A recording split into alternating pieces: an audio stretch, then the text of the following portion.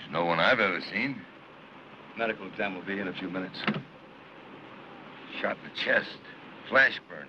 Very close range, too. I'll talk to the family. Give strong drink unto him that is to perish, and wine unto those that be of heavy heart. That's Proverbs 31.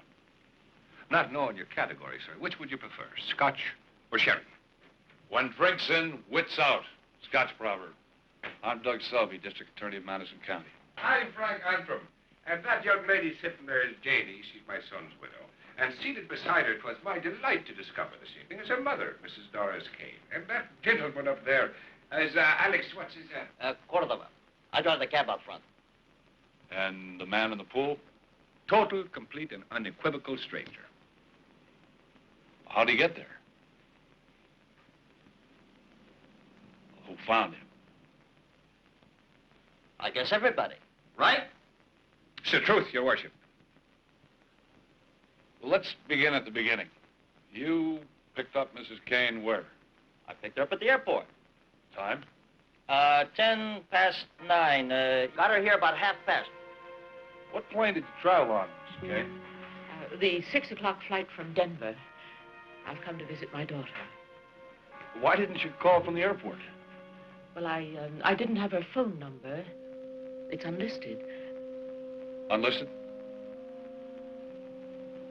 Well, I haven't seen my daughter in over 3 years. There was... Well, it's a family matter. Mrs. Kane and her husband never did approve of my son. They never met Brian, but they wouldn't let a little thing like that interfere with their disapproval. Yes, we'd heard quite enough about him, too. Mother, we aren't answering Mr. Selby's questions. My husband was killed last year in an automobile accident. My father died several months ago. Mother wrote to me, and I wrote back asking her to visit. And you arrived at 9:30, you said? Right. The lady rang the bell. No one answered. No one answered.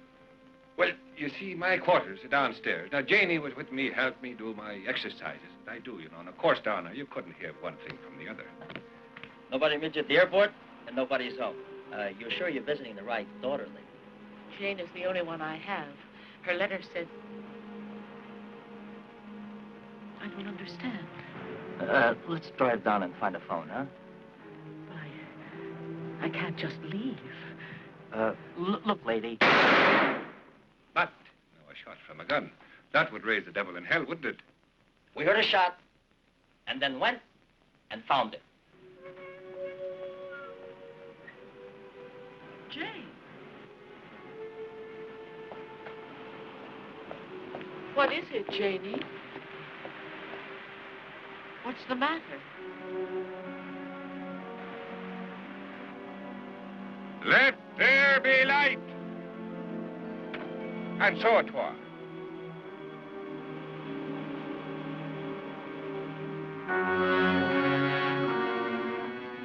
Then we telephoned the sheriff, and we waited for you right here.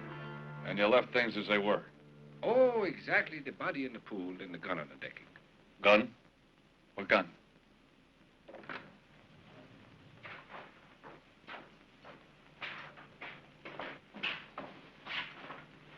Evening, Doug. What have you got for me? Rex is out at the pool, Harry. He'll show you. Good. Selby. How come the sheriff's here, but the city police have to pick it off a radio call? These folks phoned Rex's office. You were notified as soon as we verified the debt. I wouldn't like to think you're trying to make me look incompetent, just because we were on different sides in the election last year. Not now. This is Otto Larkin, Chief of Police from Madison City. Together, we'll want to take statements from you all. Otto, there seems to be a gun missing. Oh, no, now. It's right out there by the edge of the pool. You can't miss that. It isn't there. But it's on the decking. All right. We'll find it for you. Charlie? Charlie, tell Bob Terry to come in, please. Okay, Mr. Selby.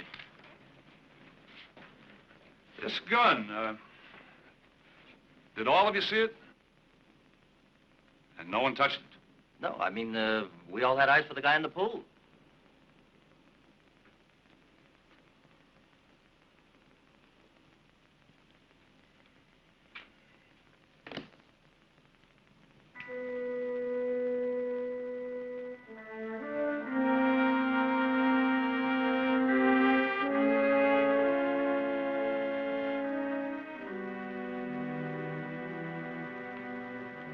You look too neat to pack carelessly.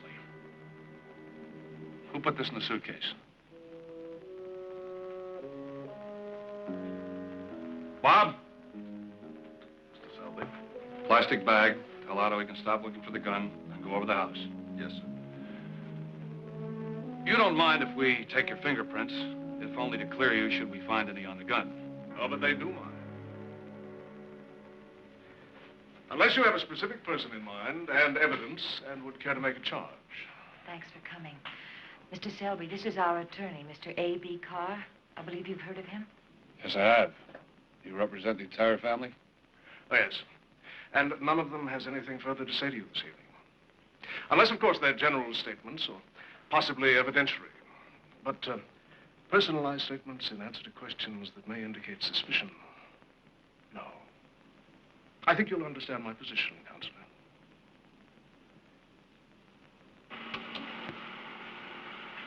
Now, this is a clear print of a right thumb that I found on a cartridge case in the cylinder of the gun. It was probably left by whoever loaded the gun. Does it match any print on those glasses we borrowed from the Antrim home last night? No. I sent the thumbprint into L.A. along with the serial number on the gun. If they have nothing, they'll check the FBI for us. Any line on the victim's ID? Nothing. We're checking, but he's John Doe for now. Yeah. He's right here. Harry Marshall. Morning, Harry. What do you got? 2 bullets. Both smack center in the heart. Or either one of them could have done the dirty work. Different calibers, 2 guns. That's Bob Terry's department. I'm not finished here. What time did he die? Despite the legends, an autopsy won't give you any better than a few hours' guess. All I can tell you is that he was already dead when he went into the pool. No water in the lungs. Which bullet killed him? The one that went in first. Harry, which one went in first? I can't tell you. Only that the second bullet was fired so close and aimed so carefully that it ended the same wound made by the first one.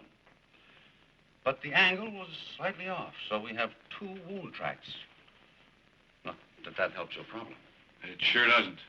Any murder weapon I bring into court now would be discredited by a defense attorney.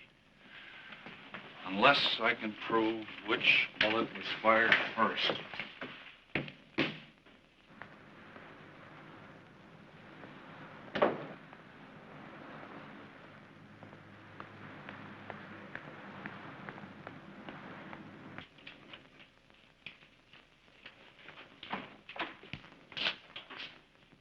Morning, Anita. Good morning, Mr. Selby. Calls and mail on your desk. And Mr. Poland here has been waiting since I opened the office.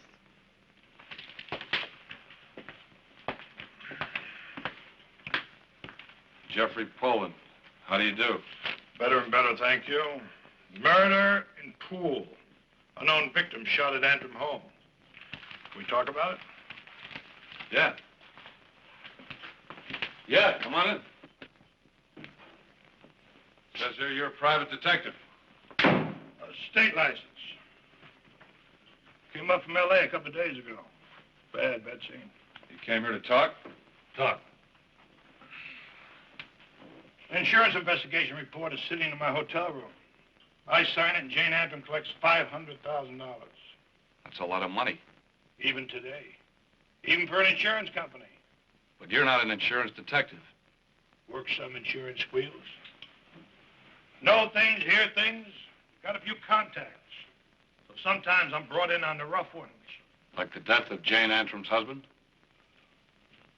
The policy was on his life. Brian Antrim. I got the company to stall the payoff. Why? For 10% of the face value, if the claim don't go through. Well, Mrs. Antrim calls in a lawyer. A.B. Carr. He backs a lot of reputation. I've met him. He threatened suit? With interest if we don't pay up. Now, this kill. Don't know that there's a connection, but... You here to give or to get? Quid pro quo. You know about these people up on that hill? No, but I'd like to. The girl married Brian Antrim. A charmer, but no good. Profession gambler. And doing fine. So they're married a while. Things start breaking bad. He loses heavy. He and a little lady start to fight a lot. His old man drops into L.A. and moves in with him. All this in 1 year? Right. So one night, the three of them go to dinner at the beach. The men drink. Too much. She and Brian start to fight about who drives. He drives off with his old man, leaves her in the parking lot. Coming through Topanga Canyon, the car goes over the edge. Frank gets thrown out, but Brian, He die on the scene or at the hospital? in the canyon. A fancy private sanitarium nearby, a place called the Sanctuary, gets the call, sends an ambulance to bring him in. Real zip. Got Frank treatment in time to save his life. Saved his life, but he was left crippled.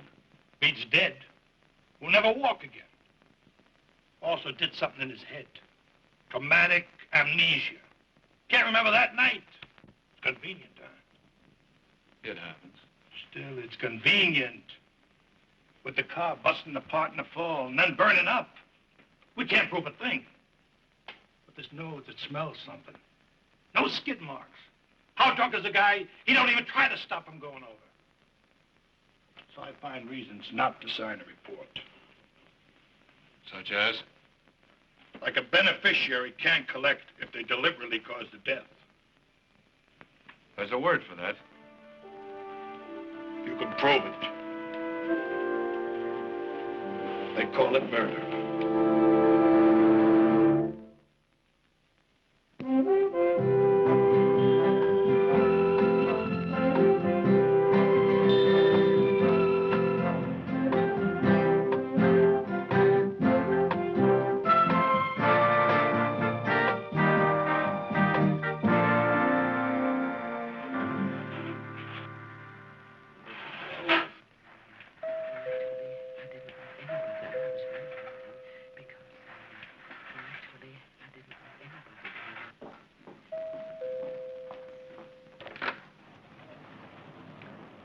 Mr. Selby. Well, you look just like your posters. I voted for you, you know. Thank you. May I come in? Of course. Mr. Frank's downstairs in his room with Mrs. Antrim's mother and that lawyer. Thank you. Were you off last night, Miss... Ellen Sachs. Oh, Lordy, I'm off every night. I don't live in, Mr. Selby. I just come in to clean 3 times a week. Well, a house this big, you must have your hands full. That's a fact. Take a body and a half full time to do all this right. But that Mrs. Antrim, she don't want even half a body around. Secrets. Well, most people do like their privacy. Sure. Mrs. Antrim wants things kept private, all right. The way she keeps Mr. Frank downstairs, like it was a dungeon. Why would she do that?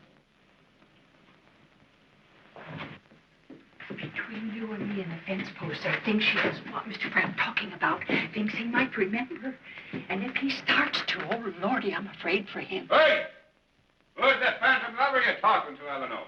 It's me again, Mr. Antrim. Doug Selby. May I come down? Well, if you can tear yourself away from that beauty, you're a better man than I am. Thanks, Owen.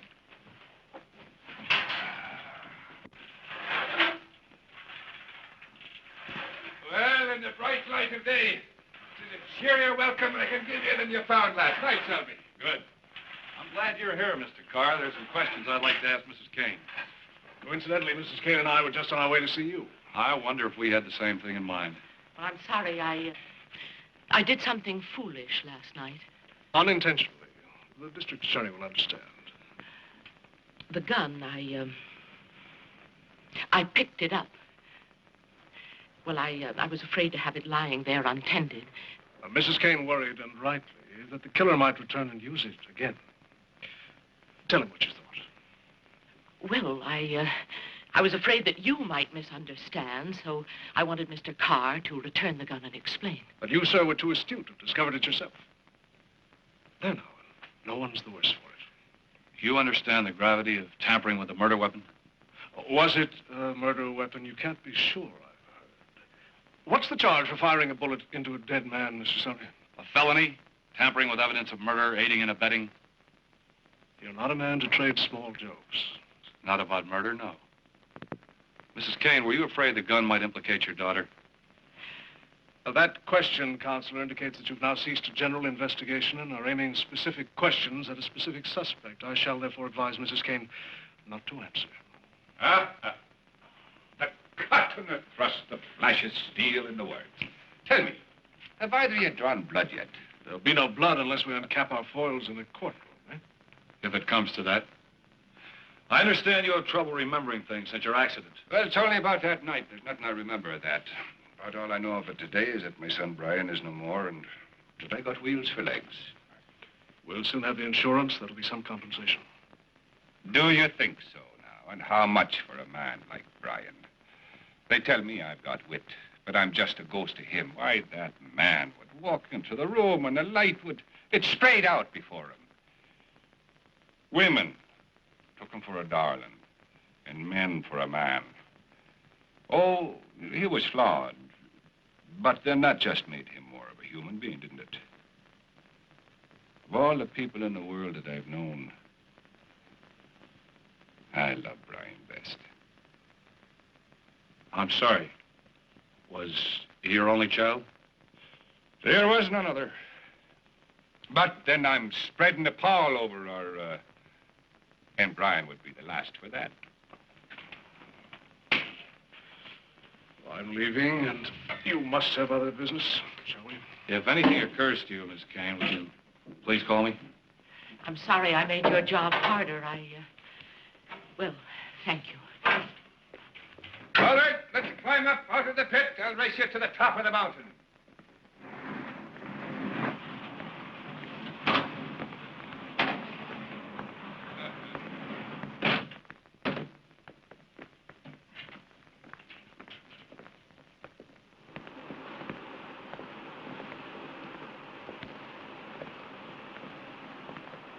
Hi, Sylvia. This is A.B. Carr. I don't think you two have met.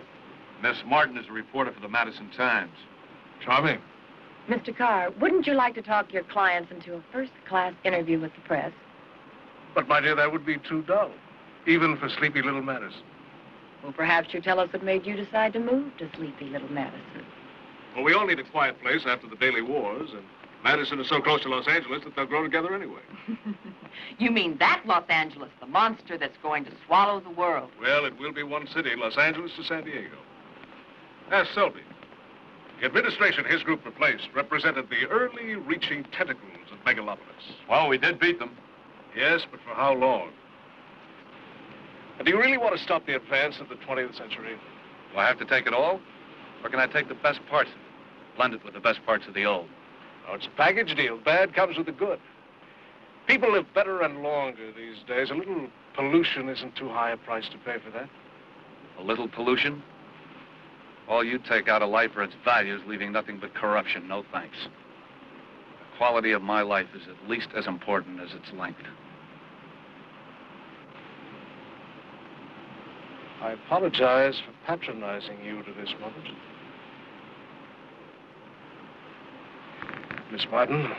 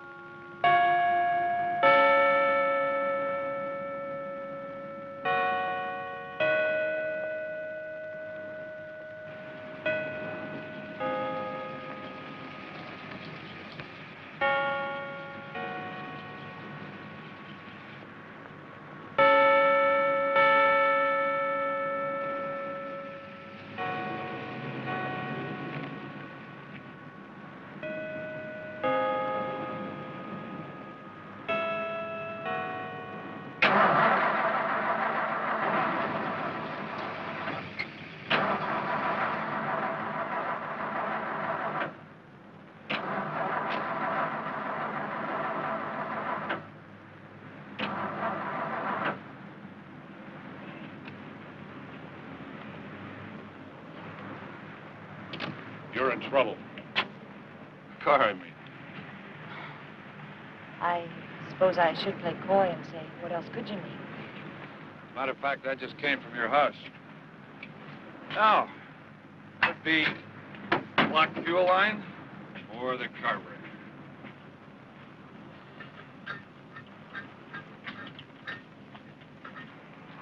Did you find what you wanted at my house? Your mother, with your lawyer at her side, gave me an explanation as to why she hid the gun in her suitcase. I know you have to do these things, but please be gentle with Mother. She's not really used to dealing with the uglier facts of life. I'll keep that in mind.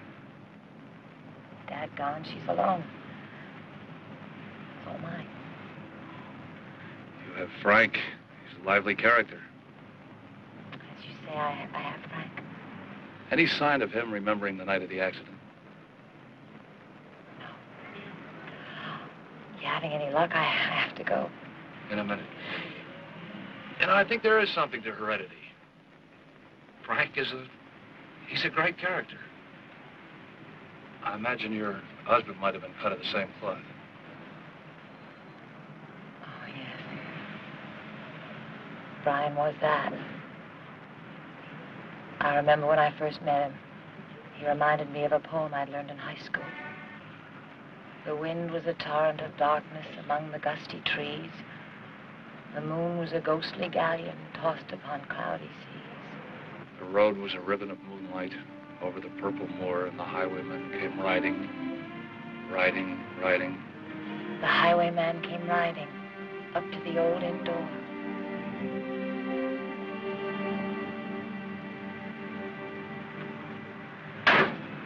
Try and start the car now.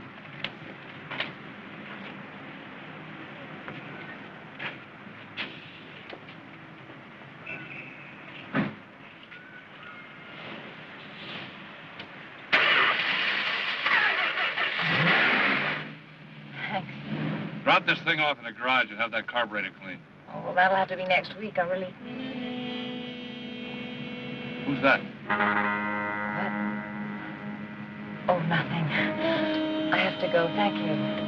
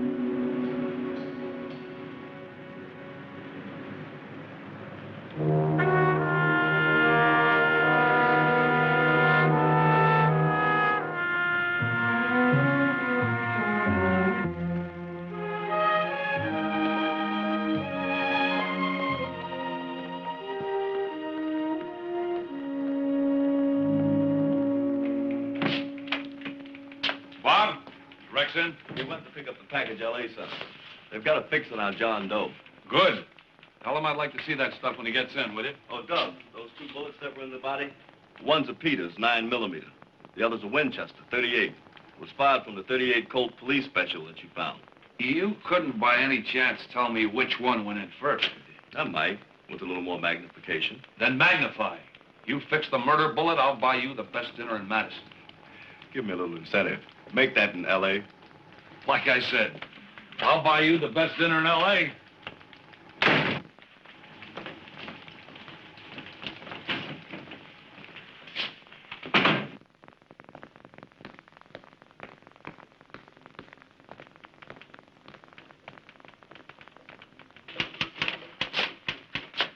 You still here? Where would I go? Do yourself any good with that stuff I gave you? What you gave me were suspicions. Nobody ever confessed on just talk. You got anything, Anita? Just some letters for your signature. I'll put them on your desk. Thanks. Here. Why don't you go home? If anything comes up in your line, I'll call you. Got nothing else to do. So maybe sign a report and give away $500,000. My client makes money if I just sit here and do nothing. You know, the way you've been acting, you'd think it was your $500,000. Here's that package from L.A., Doug. And Here's a wanted poster they were just putting out on our John Doe. Morton Rome. Yeah. Rome and the Confederate were convicted of criminal extortion last week. They beat up the guard who was moving them to Chino and took off with his gun. Serial number on the guard's gun matches the one we found at the Antrim home last night. There's more. The thumbprint on this fella, Rome's accomplice, matches the one Bob found on the cartridge case. Pete Cardiff. Rex, this guy was standing outside this building not 10 minutes ago. I'll get out an APB fast. Hold it! Quid pro quo, fellas. I told you about that sanitarium. The sanctuary that picked up Frank and Brian's remains. Yes, so? The ambulance attendant was named Morton Rome, and the driver, Pete Cardiff. Now, what was that you said this morning about convenient?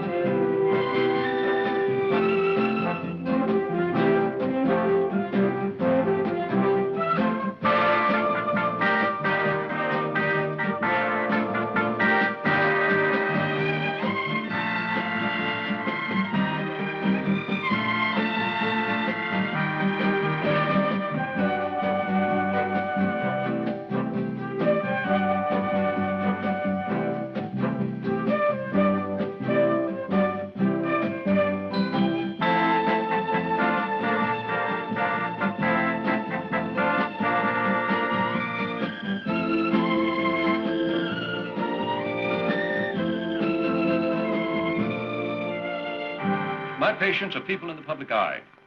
They have personal, medical, and psychological problems. They must have their privacy. Dr. Garnett, an informal talk is the best way to ensure that. Why did you fire Morton Rome? He was convicted of extortion. Did that tie into the sanctuary? I can look it up. He, along with his buddy, one Pete Cardiff, he overheard a patient rambling under anesthetic. It had nothing to do with your case.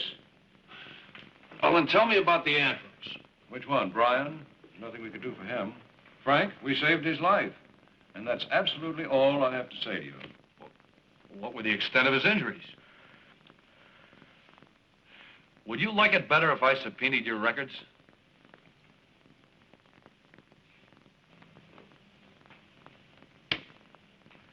Records. Antrim. Frank. The sanctuary is the most modern private hospital on the West Coast. We're completely computerized and microfilm. A flick of the red switch, a specific request, and in a moment or two, voila. The complete medical history of one Frank Antrim. If you don't mind, I'll translate into layman's terms. The patient was admitted in a comatose state. There was injury to brain, nerve, and spine. We instituted emergency treatment. You called the family first. Of course. As I recall, Mrs. Antrim had some sort of trouble getting home from a restaurant. How did she respond to the news of the death of her husband? Well, she was devastated, of course, but brave. She was concerned for her father-in-law. He couldn't be moved, so she suggested that we put him up here in our best suite. There are a number of operations. How long did he stay here? A little more than 3 months. And then she took him home. Yes? They're waiting surgery for you, Doctor. Thank you. I'll be right there. About his memory loss. Will he remember? Why, we can't predict about a thing like that. Traumatic amnesia after an experience of that kind is quite common. By the way, who notified your hospital of the accident? I beg your pardon? How did you know to send an ambulance? There was a phone call. Yes, that was it, of course. Who called? It was an anonymous caller. People just don't want to become involved. They'll call for help and then just fade away. And you'll have to excuse me. What? Why in this case? There wasn't a fight. A car went off the road. Why not give your name? I'm sure I don't know. If you'll excuse me, they're waiting for me in surgery. I hope it's been helpful. It's been enlightening. Thank you, Dr. Garnett. Good luck in your search. I'll be in surgery, Miss Harris. Dr. Garnett's office? No, I sent for reports yesterday. You should have received it by now. Patient registry, January 12th, 1969. Well, I suggest you use the medical records department and see if they can get a copy. They photostat everything that Antrim, so they've certainly got copies. Rona Corbin.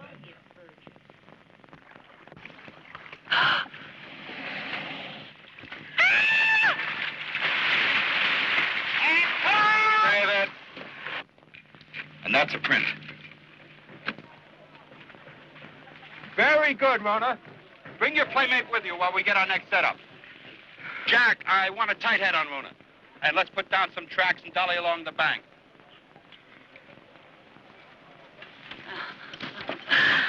Aren't you a dear to wait for me? And speaking of weights, curse the sadist who discovered that figure control comes from attaching tons to one's body. Let's see. Thank you, darling. Who are you interviewing for? Was it AP? No, as I told you, Miss Corbin, I'm the district attorney of Madison County. Oh, yes, of course. Are you enjoying your stay in Hollywood, Mr. Sweetie? Selby's the name. About your stay at the sanctuary. Oh, no. Naughty. That's no man's land, soldier. Rona's little hang-up. Not for publication. Gentleman's agreement? How do they treat your hang-up at the sanctuary? Don't be silly now. Honestly, Rona does not have a drinking problem. People just like to talk. Gossip. Well, let's not talk about Rona then. Oh, but I'm fascinating, really. You are that, Miss Corbin. But there's a man named Antrim. What's that fink got to do with anything? Good question. I don't know anything about the lousy crook. It's been years since I've even seen dear old Bry, really. Right. Brian? Oh, where did you last see him? Oh, it was ever so long ago. You heard about his death? Long past due, sonny boy. Tragic, though. Any man's death diminishes me because I'm involved in mankind. You know where I got that? John Dunn. And you said it in one of your pictures. What do you make of the talk about his accident not being an accident? Who said that? Do you know anybody who'd want to kill him?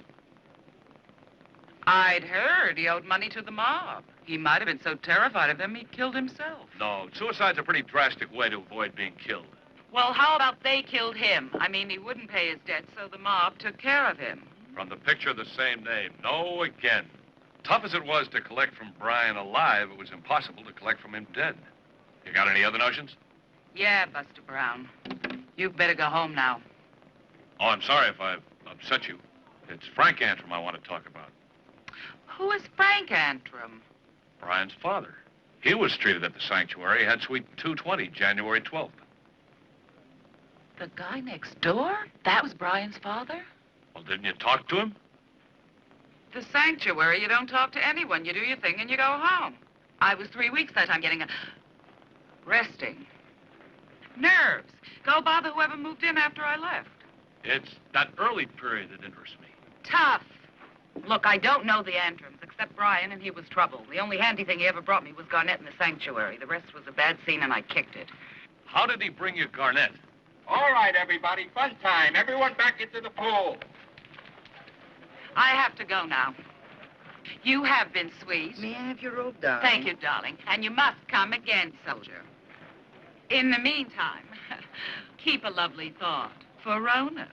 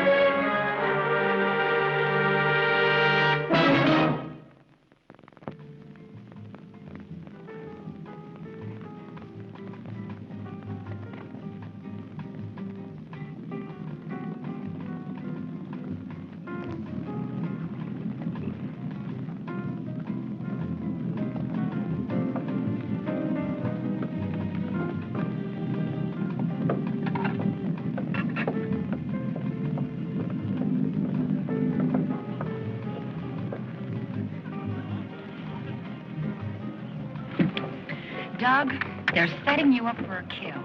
Read the Sentinel. Chief Otto Larkin aids in your search for the murderer. And if nothing turns up, you're the goat. You know, the guy who invents a handle for these things is going to wind up a millionaire. The Sentinel is trying to make a political issue out of this murder. Sylvia, how'd you like to do something constructive for me? If this meal is a bribe, the least you can do is feed me off china plates with silverware that doesn't bend. There is some information that an enterprising reporter could dig out of her newspaper's morgue. Could she now? About Rona Corbin. The movie star? I want to find out about her spending time at the sanctuary. Also, anything connecting her to Brian Andrews. Now, that could be a story. Look, I gotta get back. You enjoy your lunch. Darn it. You'd better get over to the police station, Mr. Selby. Captain Larkin has a prisoner. He's posing for pictures for the Sentinel to show how he caught the man you're looking for.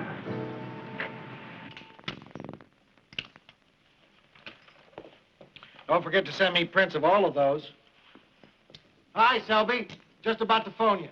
Sure you were. As soon as he ran out of film. Congratulations, Otto. Did he resist? I wish he had. Mr. Cardiff, has Chief Larkin informed you of your right to remain silent and to retain counsel? Oh, you don't have to tell that one about counsel. He's all fixed. What do you mean? Tell the district attorney where I grabbed you. Like the man said, I don't have to say nothing, so you tell him.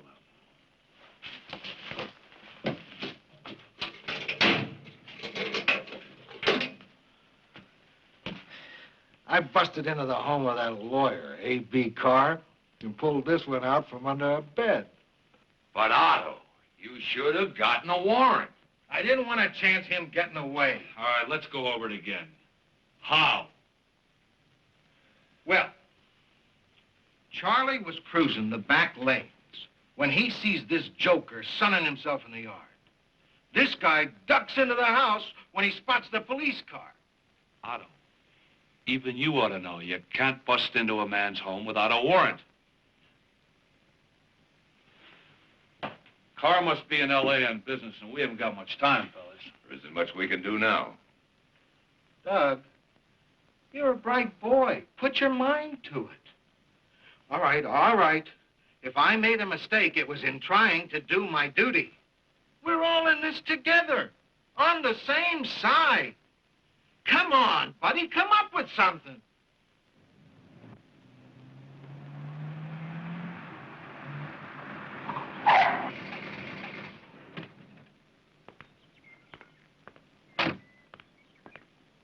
Go.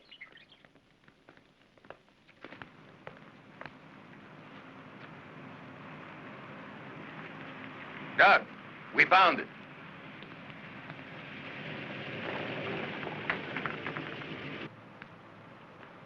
This is the room Cardiff used. Those his prints, Bob? Loud and clear. There's 3 days' worth of newspapers over there.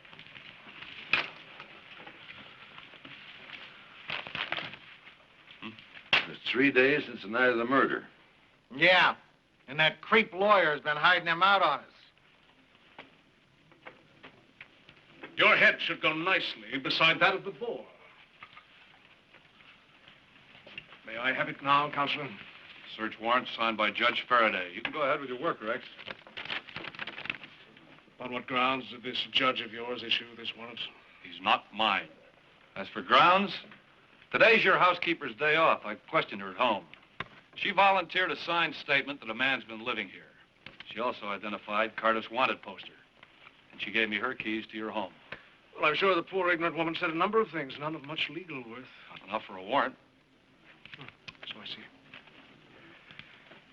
Well, I've been staying in my apartment in Los Angeles. I know nothing of what you think you're finding here. Evidence that a wanted man has been living in this room for 3 days. Unless you want to claim this as your normal reading matter. Well, we all have our little hang-ups. By the way, did you find anyone here? Yes, Cardiff. Before or after you secured this warrant? You represent Cardiff? But before we talk about that, what do you intend to do with whatever it is you might find here? There's a question of harboring a wanted criminal. As you say, a question. But there's also a question of entering my home without a warrant. Also a question. What do you suggest? What you intended, I suggest, when you secured this warrant. If either of us presses his point, it might prove embarrassing and inconclusive. So shall we drop all the technicalities and address ourselves to the fact that you have a prisoner in custody? That might save the taxpayers. All right. I represent Cardiff. I want him returned to Los Angeles immediately so I can start his appeals. And I propose he be held in connection with the murder of Morton Rome. In that case, I want him charged, or I'll secure a writ of habeas corpus for his release. I'll secure a complaint this afternoon charging him with murder. And we'll immediately arraign and set a date for a preliminary hearing. Naturally.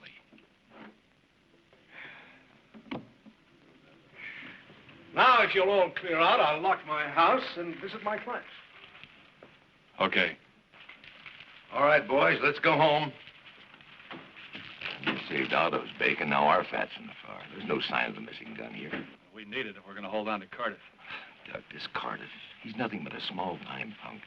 Where does he get cash to buy a lawyer like Carr? That's the big question, isn't it?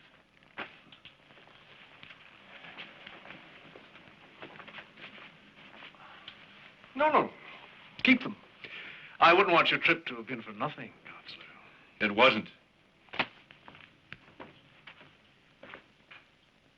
So I broke into his house and hid out, waiting for Mr. Carr to come home. I wanted him to handle my appeal. I didn't have Mr. Carr's knowledge or his... Here's the word you want, consent. That's the word, consent. So you came to Madison only to find Mr. Carr? So help me God. Not to look up any member of the Antrim family. The what family? I see. You don't even remember a wrecked auto in Topanga Canyon? One man dead, the other badly injured? About a year ago. That one? Sure, it was some... Hey, Antrim. Don't tell me that family lives in this town. Hey, how's that for coincidence? Yes, how is it? Reasonable. What about your partner, Morton Rome? That's a crime what happened to Mort. Why don't you get the guy who hit him? I'm working on it. You don't know anything about it, right? On a button. What about the gun that was found at the pool with your fingerprints in the cartridge case? Sure, I checked the load once, but Mort carried the gun all the time. You never fired. Now what? Unless you can prove that the gun you hold is the murder weapon, I advise my client to travel no further on this fishing expedition with you. Yeah. Send me back to L.A. so they can put me in jail to protect society. I'd like a few minutes with Mr. Cardiff now, if you don't mind. We're through. Guard. Miss Selby. You think you'll have enough time to prepare for the hearing? 3 days? More than enough to assemble evidence of probable cause. Well, we shall see, Counselor. Good night. Good night.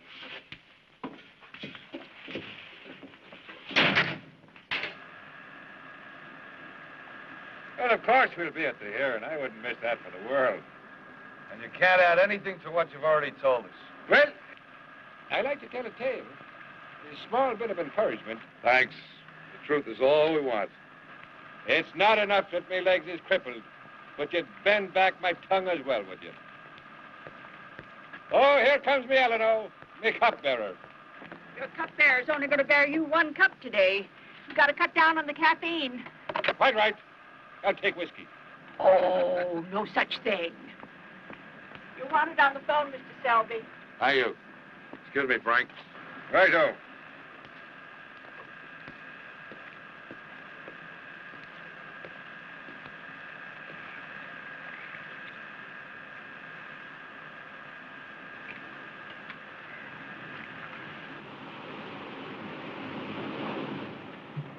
Where's the phone? There isn't a call. I simply had to tell you I'm scared for him, and that's the truth. What happened? He's remembering. He was talking to Mrs. Antrim's mother yesterday, and he started to tell her about a wild ride he had. I know he was talking about the accident. How much did he say? That's just it. He stops because she comes in, looking like the fury. But he's remembering, and she'll do something terrible to him for that. Maybe her and her mother together. Thanks, Ellen. You keep your eyes and ears open. Let me know if you hear anything more. It'll be too late then.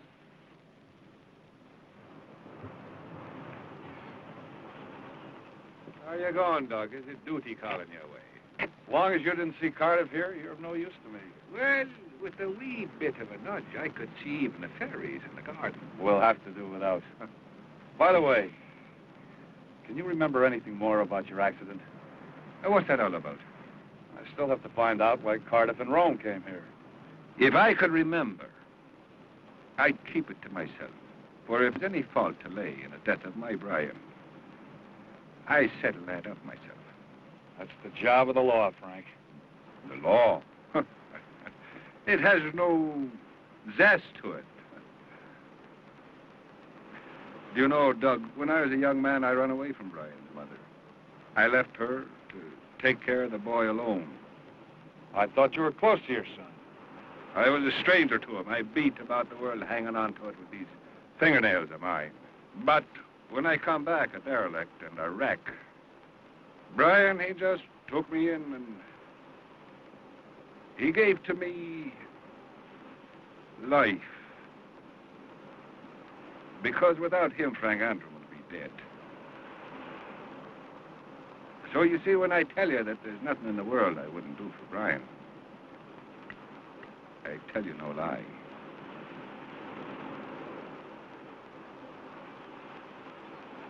Ah, but the secret is out. For I have been carried away and the walls have ears. You've been talking too much, Frank. You'll tire yourself. Oh, that's most unlikely. I'm on to my favorite subject. So I heard. When he has so little company, he will ramble when he's got an audience. Well, now, what is it you're afraid I might say, sweet Jane? I'm leaving anyway. Would you like to walk me to my car? Thanks for trying, Frank. 'Twas my enormous delight, my boy.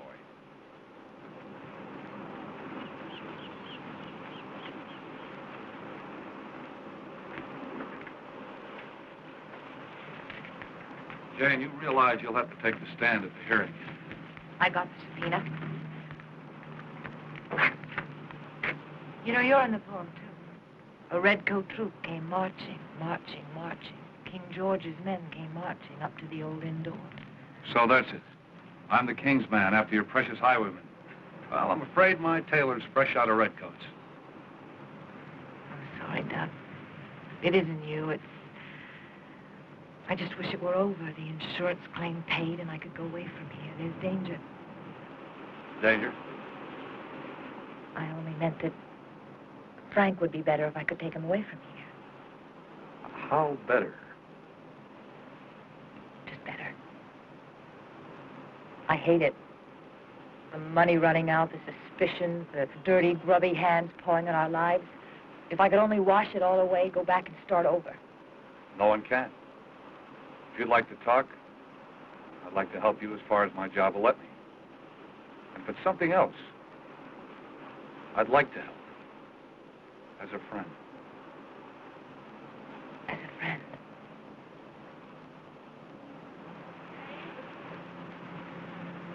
Where are you? Oh, hello, Mrs. Selby. I didn't know.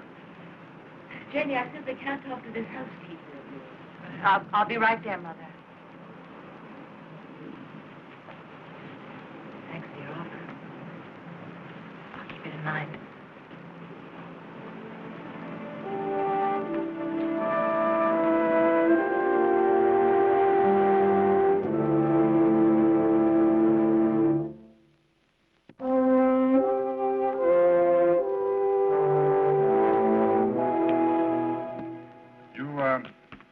People, Mr. Selby.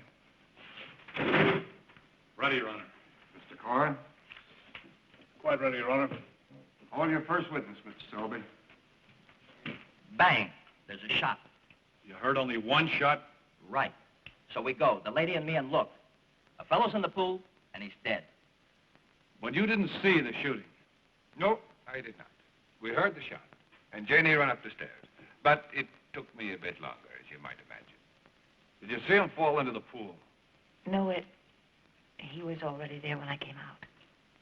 All right. Well, then, would you please examine this and tell us if it looks like the weapon that you found at the pool? Yes, I picked this up and put it in my suitcase to save it for the police. Then you believe a bullet from this gun killed Morton Rome? Could be, but there were the two bullets. In my opinion, one of them was the cause of death. Thank you. That's all, Your Honor. Mr. Carr? Dr. Marshall, could you say which bullet killed Rome? I could not. Thank you. Call Robert Terry, please. This is a Peters 9mm soft-nosed bullet. It was fired into the body of Morton Rome from an unknown weapon. This is a Winchester .38 caliber soft-nosed bullet, and it was fired into the victim from this .38 caliber Colt Police Special. Which bullet entered the body first? Objection. Speculative. If Your Honor will allow, Deputy Terry will demonstrate clearly a scientific basis for his response. Well, now, the court must confess to a certain amount of curiosity. Go ahead, Bob. Let's see what you have.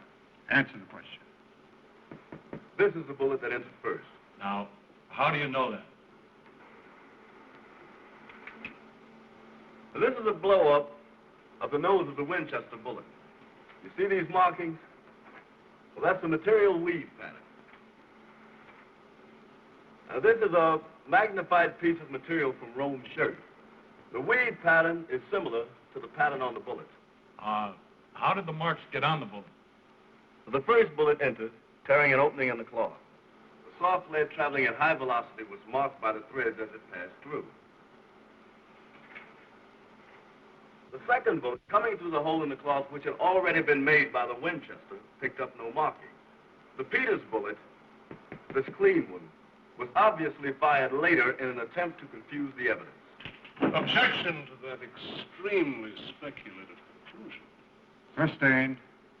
But I do find the speculation fascinating. So, Your Honor, we've shown that death was inflicted by the Winchester bullet fired from the police special. Deputy Terry has also demonstrated through Cardiff's fingerprints that he had been in possession of the weapon. In conjunction with the rest of the testimony, the people asked that Pete Cardiff be held for trial in the murder of Morton Rome.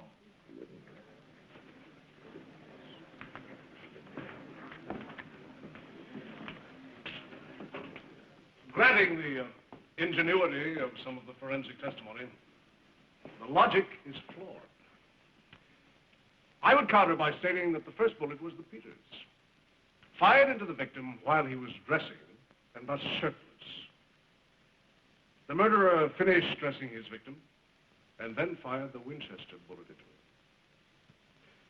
If this is true, then the state has yet to find the murder weapon. As for the police special they do have, Mr. Cardiff concedes that the gun had been in his possession earlier. But the very fact that the prints of others obliterated his upon the body of the weapon proves that the gun was subsequently in the possession of others. Now, the people have offered no proof that Mr. Cardiff was in the vicinity of the crime, unless his presence in Madison is considered vicinity. In which case, there are 50,000 souls crowding up the vicinity. But most importantly, there was no motive of it. Why? For what reason would he kill his companion and escape? Your Honor, my case in brief is that no case has been offered to bind this man over on this murder charge.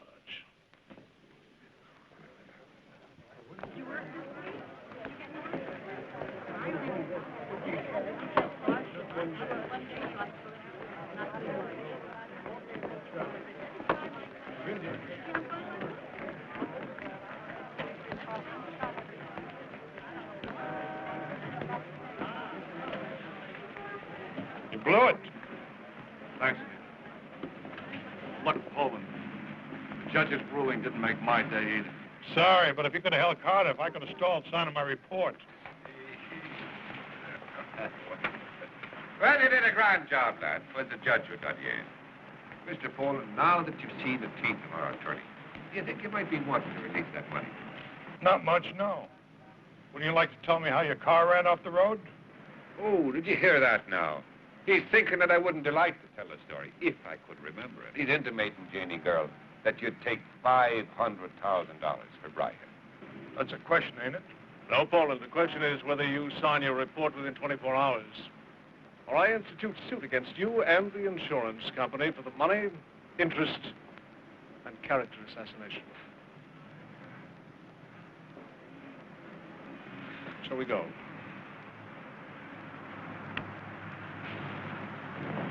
Better like next time, Councilman. Mr. Carr, a couple of pictures, please. I'm gonna bring that girl down yet.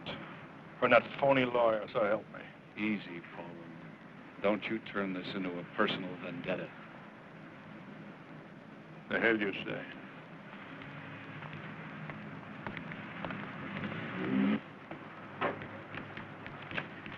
Bad break in there, Doug. Won't look good in the papers, I'm afraid. Thanks, Otto. Now what are your plans for Carter? Charlie and me are going to run him straight down to L.A. He's their problem now. You gonna stand here all day? Take me for your leader.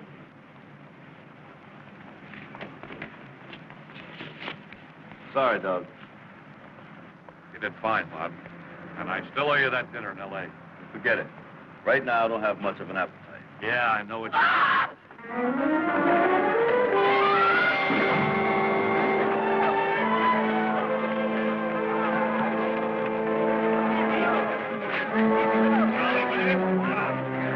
Who did that? Whose fault is that? Charlie, easy.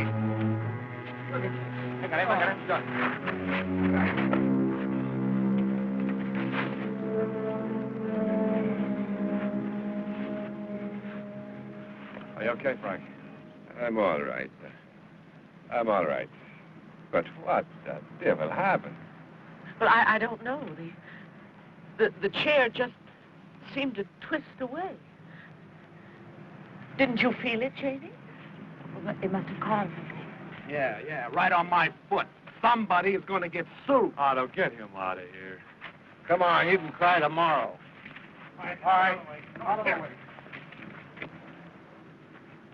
Well, seems to be no harm done. If you'll excuse me, I'll say goodbye. Let me help you to your car. No, thanks. It's at the garage fixing that carburetor. We'll take a cab.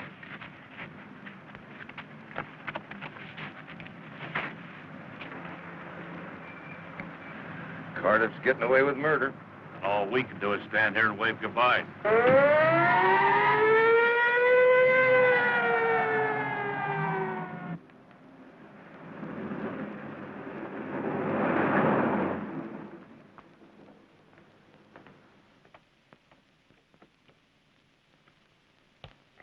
Come on, Brodsky, open it.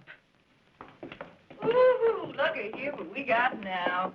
Where's that picture you took? Oh, sorry, Chief. That picture is going to be on the front page of the Madison City Times in exactly 1 hour, along with a story about how Chief Larkin was overpowered by his prisoner, then left handcuffed to another officer while Cardiff escaped in the police chief's car. Get her out of here! Oh, I'll go quietly, Chief. See you later, Doug. How did it happen? He had a gun. Cardiff.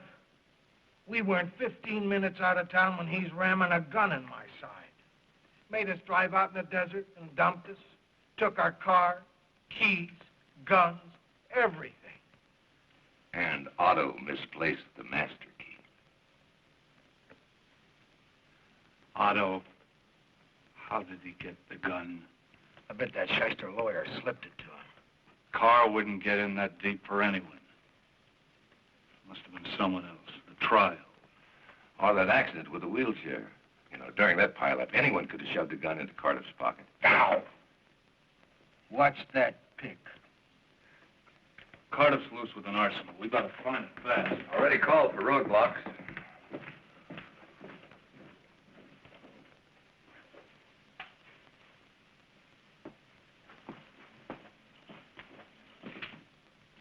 It's happened. Sooner or let me close up without seeing you. I'll close up. Good night, Anita. Don't you keep him too long. He has a life to live, too, you know.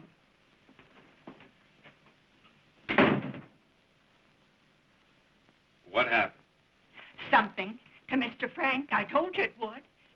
What? It all started when they got back from the trial. She and Mr. Frank, they were down in his room fighting. Did you go downstairs? I started to, but she Mrs. Antrim. was coming up. She told me to mind my own business. Then she wanted to go out, but her car hadn't come back. So she sent me into town to shop for the groceries in my car. She just wanted to get me out of the house.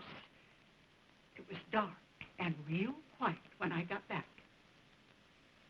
So? There was nobody home. Well, what about Mrs. Kane? They dropped her off in town earlier.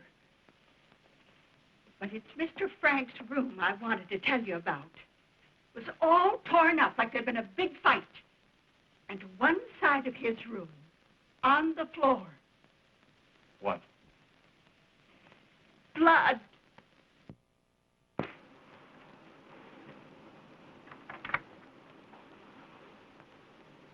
What's happened to Jane? Oh, I didn't know anything had. Well, she's not here. No, the taxi brought me home just 15 minutes ago. Nobody's here. Have you looked down in Frank's room? Well, I called down. Let's have a look.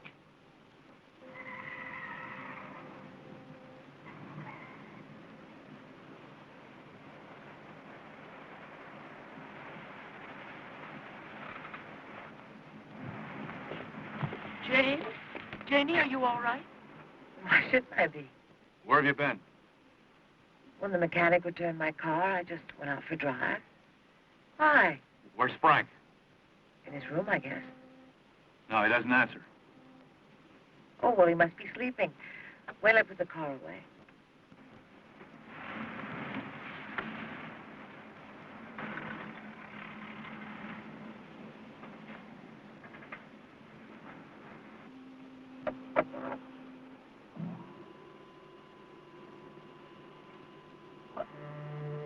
What's that?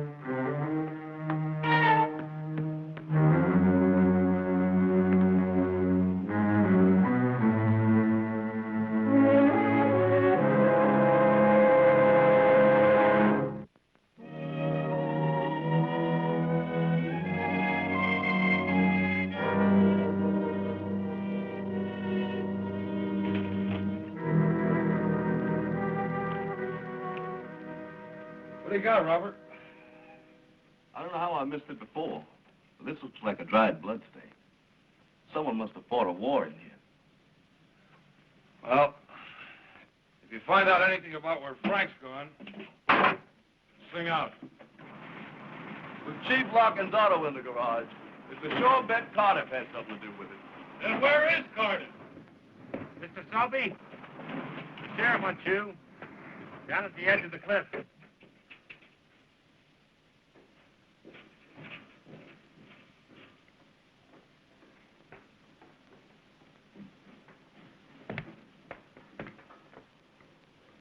Listen to me. How many times do I have to tell you my car's been found? You can stop looking for it.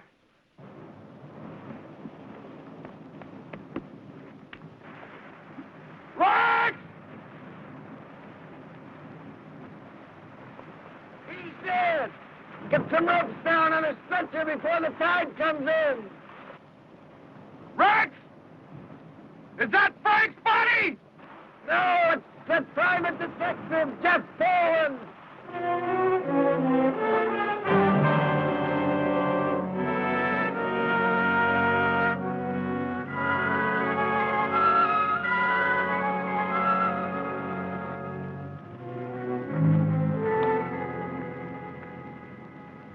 Can't tell very much. Multiple contusions from the fall, head bruises. Could be anything. Get on the autopsy right away, will you, Harry? Sure thing. Doug, maybe Poland came to make Frank remember. They fought here. Frank was strong enough to cause a fuss, and they both won over. No, I can't buy that. Read the ground. You're the elk hunter. You read it. There's no grooves. Should be if the wheelchair was involved. There was some kind of a fight here, but not with a man in a wheelchair. No, it was two men, toe-to-toe. And with Otto's car in the garage, I'd say one of them was Cardiff. Wheelchair. How did it get down there? Maybe Frank wheeled himself out and He started... couldn't have. Frank can only get out of his room by riding that lift up. I found that lift at the bottom of the staircase, and by the looks of his room, he fought down there and lost. Fought who? Either Cardiff or Poland. Body was dragged here in a wheelchair, dropped over the side. Chair landed on a rock, Frank in the water, and he was washed out by the tide. It appears. No, physically, I don't think Poland could have done it. But there was a fight here. How do you figure that? Try this. Poland saw Cardiff dragging Frank. He jumped him and was killed for trying. Why? Why kill Frank? All right, say Poland stumbled onto something, had to be taken out in the spur of the moment. But Frank, that had to be premeditated. Why? I can give you a reason. His memory came back. Say it did. Who's threatened? His daughter-in-law. And she stands to inherit the $500,000. No. Jane Antrim couldn't kill two men by herself and throw them over the cliff. No, but a strong young thug for an accomplice could have. There's a link with Cardiff going back to the death of her husband.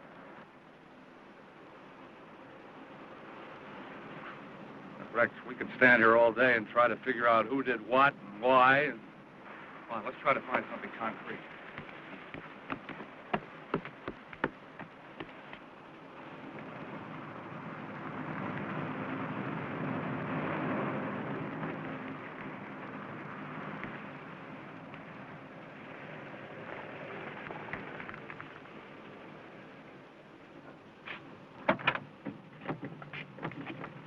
How's it going? A lot of latents here. Here's a worksheet I found on the seat. Should be useful in eliminating the mechanic's prints.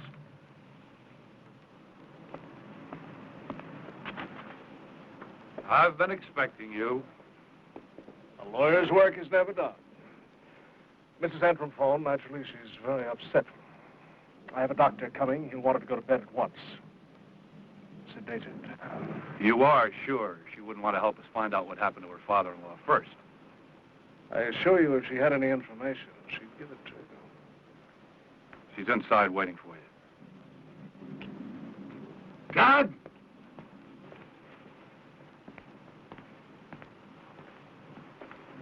Look at this guck. Oil tar splattered over the bottom of the car, and it's fresh. She must have driven it over a newly repaired road. The county doesn't use oil tar on its roads. It was a private road. Bob, let me see the mechanic's invoice. What are you looking for? The mileage. When the car left the garage, it read 9,147 miles. And the odometer on her car now reads 9,190. Now, that's a 43-mile difference. 3 miles lost bringing the car from the garage to the Antrim home, leaving a round trip of 40 miles. 20 up and 20 back. This represents a 20-mile circle around the Antrim home. The mechanic swears there was no oil tar under her car when he worked on it. So, somewhere on this line, there's a freshly repaired private road. We gotta find it, Rex. Morning, Harry.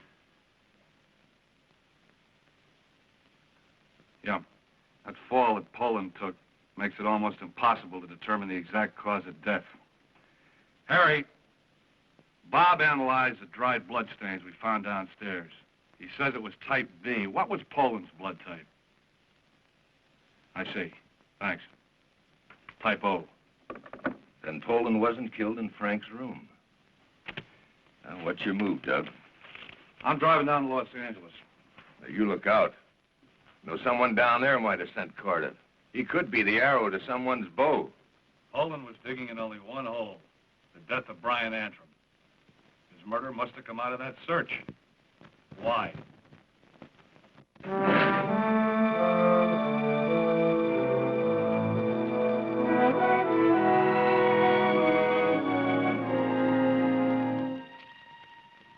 course, I won't resist a court order, Mr. Selby, but let's see. Here's the copy of Mr. Antrim's medical record, Doctor. Thank you, Miss Harris.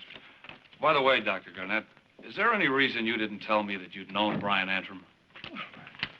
I didn't think that was important. I had done minor surgery on him years ago, early in my career. I'd forgotten it, that's all. It's quite a coincidence. His accident so near your hospital. It had to happen near someplace, didn't it? Life plays funny tricks. So does death. Like your ambulance driver and his attendant turning up in Madison. Sure you'll find it has no connection with the sanctuary. Certainly we'll find the truth. You know, the last time I was here, someone tried to force me off the road. That's terrible. Must have been an accident. Another accident. If anyone notified a potential killer of my activities, that person would be charged as an accessory. Did you know that? Well, of course. I would assume that anyone did. It helps to be aware of those little things. Goodbye, Doctor.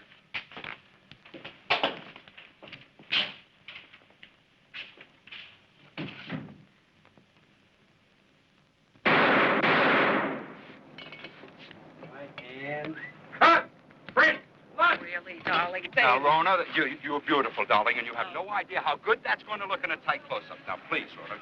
Oh. Yeah. Oh. Oh. Do sit, Mr. Soldier. It's exhausting looking up at you. Selby, the sanctuary, remember? Look, sweetie poo, close the door on that. Did you ever know a Morton Rome or a Pete Cardiff at the sanctuary? Look, Miss Corbin, it's a murder on that. Won't you help? In a word, no. Bye. What are you doing? Don't do that. Please don't. Don't.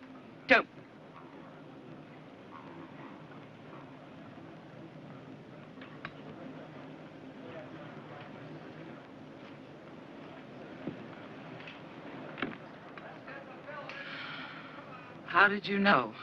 I never heard a cork pop. All that champagne and you're clear-headed. A case of ginger ale just went in your dressing room and an empty one came out.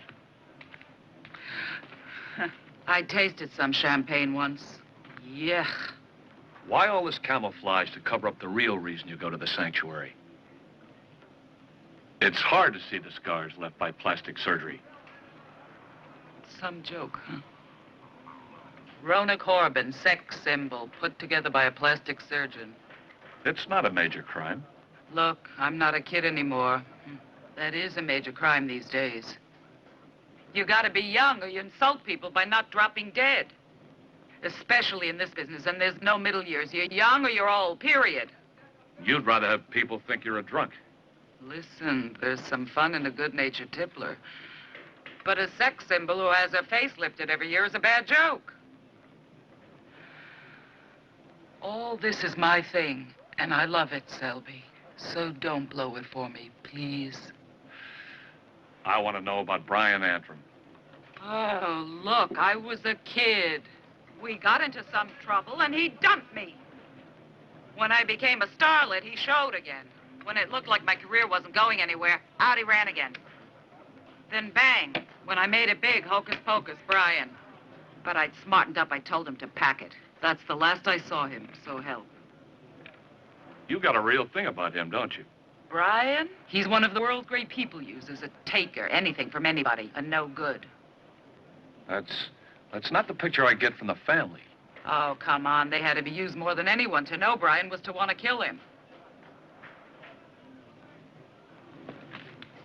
Miss Corbin, how was Brian connected to Dr. Garnett? Well, years back when Garnett was trying to raise money to open the sanctuary, I think Brian brought him some gamblers looking for a straight investment. You never saw Frank Antrim at the sanctuary? Not really. Twice. They'd wheel him down the hall and into his room after his operations. Could the operations have been back here someplace where it might affect his memory? It could be. He was all bandaged up. There was one wild thing about him. His night visitor. His what? His night visitor. Every night someone came into his room. I could hear... pacing like an animal in a cage. And then thumps, crazy sounds, heavy breathing afterwards. It was a weird scene. But during the day, nothing. Quiet as a grave. Don't worry about your thing. It's a secret.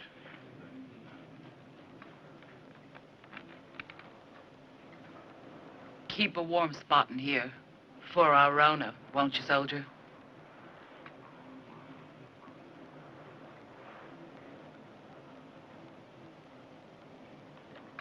That's so you don't go away with the notion that Rona's only a figment of Dr. Garnett's imagination.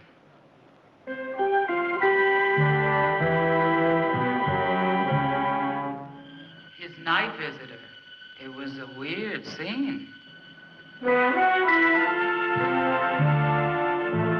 Yes. Yes.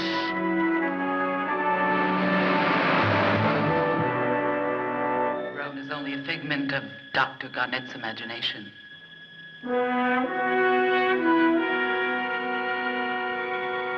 So that's the way it is.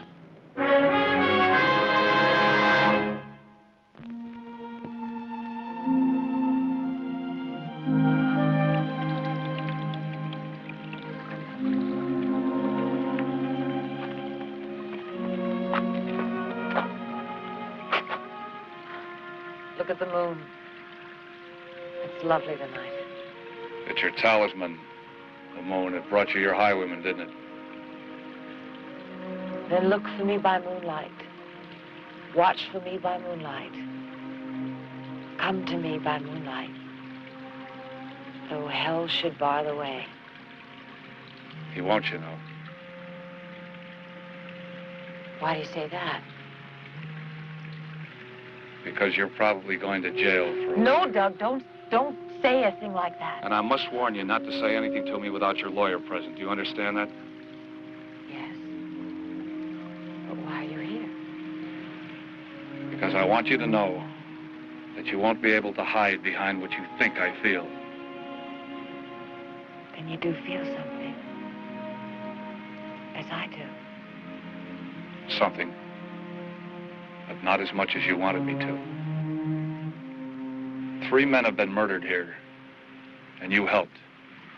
Not true. Morton Rome died first, downstairs. There was a fight over Rome's gun. It fired. But there was no way to get rid of the body. Your mother's taxi blocked your car in the garage. So Rome was carried on the patio, and a second bullet was fired from a different gun to muddle the evidence. It's lies. Lies. Why would Rome come here? For money, so he wouldn't tell about the death of Brian Antrim. I don't want to hear. But you know. That's why Rome and Cardiff came to see you. No, it's not true. None of it's true. When you find Cardiff, he'll tell you. Cardiff drove the ambulance that night. He was too young for the part. That's why Rome had to play it.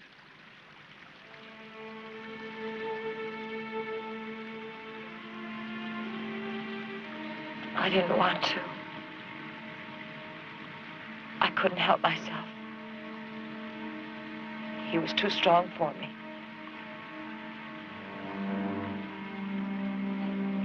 Help me. Please, Doug. Help me. I can't. There's too much blood.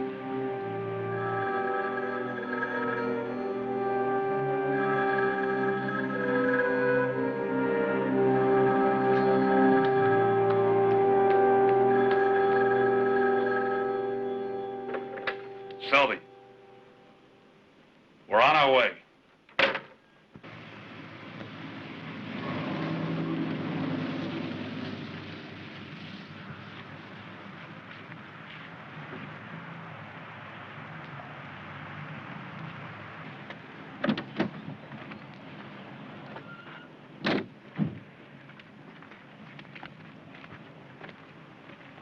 That tarred road is smack in the circle you drew on the map. You must have rented one of these houseboats. Which one? Let's wake up the manager.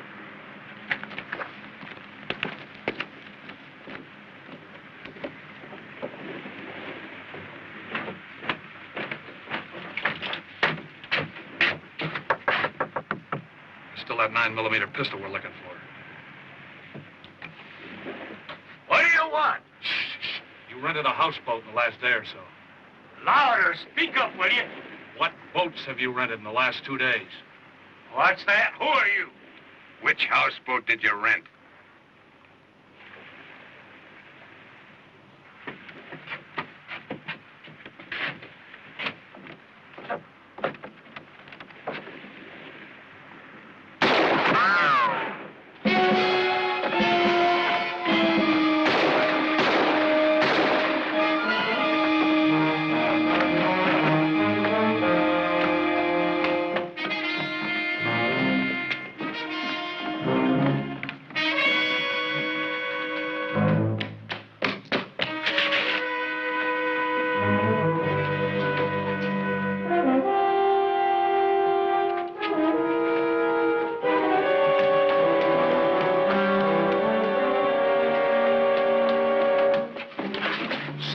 Don't move.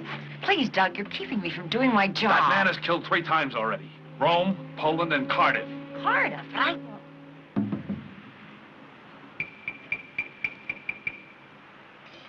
Move.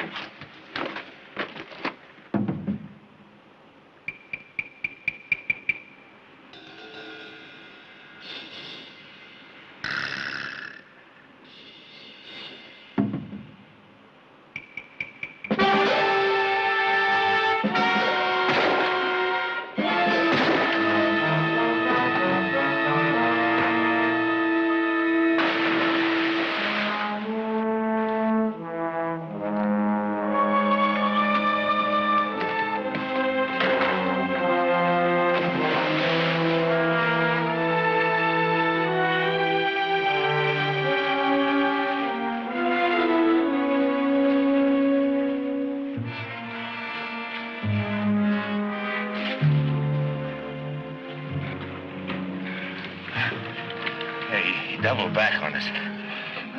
But who is it?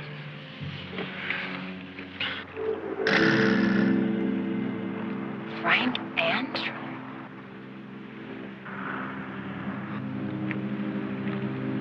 This isn't Frank. This is Brian.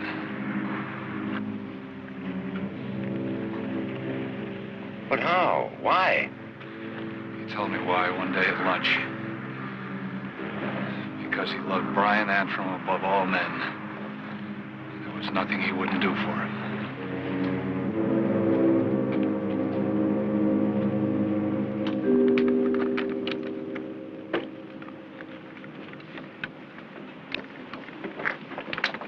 After you get the shots of the pool and the Palisade clips, rush them to the office so they make the morning edition. I'm on my way. Good.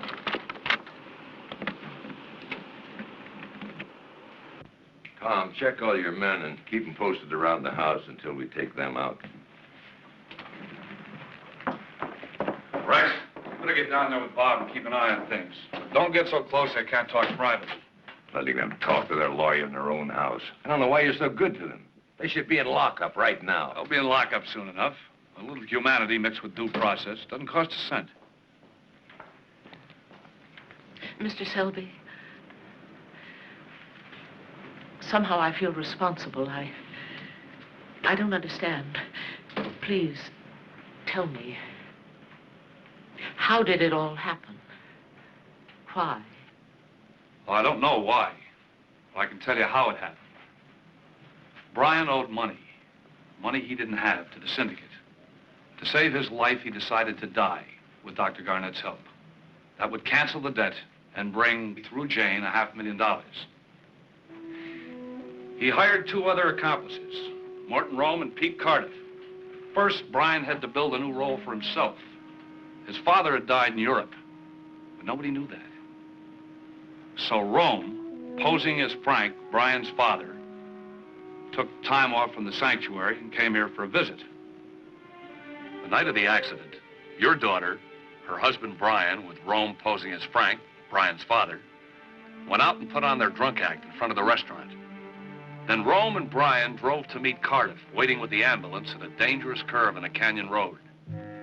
Dr. Garnett had taken a dying derelict into the sanctuary. His body was in the ambulance. They transferred the derelict's body into Brian's car.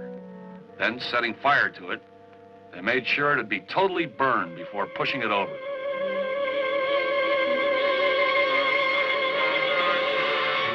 Then Rome reverted to an ambulance attendant, and he and Cardiff drove back to the sanctuary, bringing Brian on a stretcher, leaving the derelict's corpse to be identified as Brian. An actress friend gave me the idea for what followed. Dr. Garnett, the plastic surgeon, altered Brian's face, simply aging him for his role as Frank. They made up a false dental chart to conform with the derelict's teeth. Cardiff had broken into the office of Brian's dentist and switched charts. Between the widow's lies and the fake dental charts, Brian is established as dead. Frank is alive, with traumatic amnesia and confined to a wheelchair, helping to attest to the authenticity of the accident. Up to then, they'd made no mistakes aside from Brian's noisy exercises in his hospital room every night. They bankrupted themselves paying off their accomplices, only to find their own payday held up. Stahl, Jane, and Brian rented this house and retained A.B. Carr to force payment. On their own, Rome and Cardiff got into trouble. Escaping from the police, they needed cash to get away. They decided to blackmail the Antrums. Brian killed Rome and dumped his body into the pool. Then everything fell apart. Cardiff hid out in their attorney's house for safety, using the phone to blackmail the Antrums into a promise of money and the services of Carr when needed. Dr. Garnett called to tell him I was snooping down at that end. So Brian stole a car and tried to stop me by causing another accident. We caught Cardiff, and Brian had to help him escape. He released the handbrake in his wheelchair and ran into the police so he could slip the prisoner a gun. Then Cardiff escaped in the police chief's car and came here for his payoff. He walked into a trap, and Brian killed again. This time, he carried the body to the edge of the cliff, but Poland stumbled onto him. He attacked Brian to stop him from throwing Cardiff into the sea. He died trying. Panic set in, and once again, Brian decided to die. He threw the wheelchair down to the rocks beside Poland's body. He wanted us to believe that Cardiff had killed both men and disappeared. We'd forever be looking for Cardiff that way. Then Jane drove Brian to the houseboats. He was to stay there until your daughter collected her $500,000, and then they would both go abroad.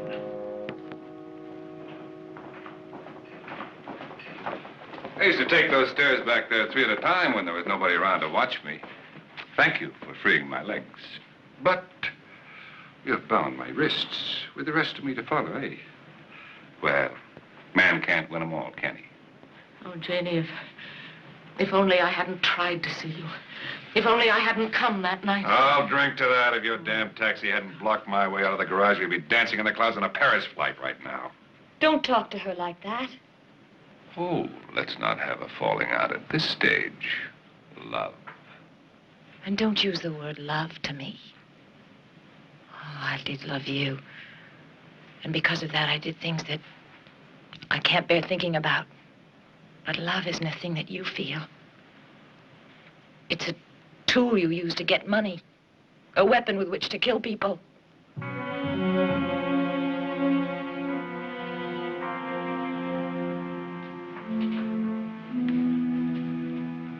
It's been a long time since I felt anything for him. Anything but fear. I went on because I didn't know how to stop. And he was too strong. Please, Doc, believe me. It doesn't matter. Don't say anything more. Anything I say you will use against me. You are, after all, the king's man. Someone has to be.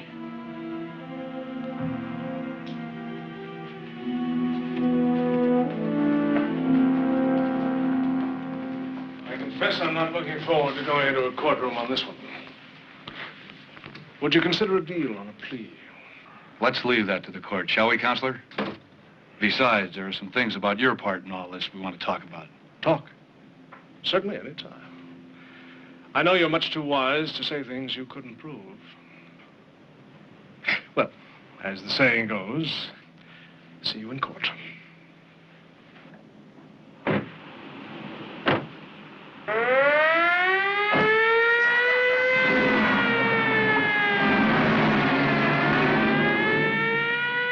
Now, how about lunch tomorrow with real china and silver that doesn't bend? You know- And what? Jane Antrim was wrong.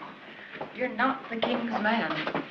I've decided you're mine. Oh, and what makes you so sure that you Be want... careful. I must warn you that anything you say... I know will be used against me.